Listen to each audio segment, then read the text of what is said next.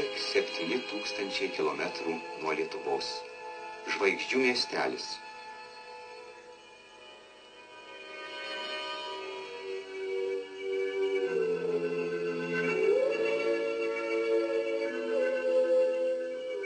Metrikacijos biuro atstovas, miestelio komjaunimo komiteto sekretoriaus pavaduotojas Stanislovas Junevičius, Vilnietis. Jaunieji ukrainiečiai Nina Lisko ir Anatolijus Tomka, 48 pora žvaigždžių miestelio istorijoje. Čia gyvena ir kaunietis Juozas Mankevičius.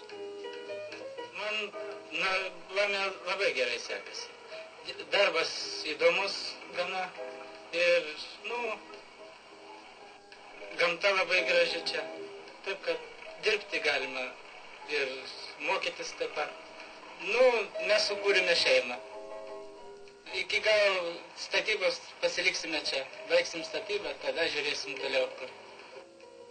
Rusaitė inžinierė Liuda Mankevičinė tos pat nuomonės.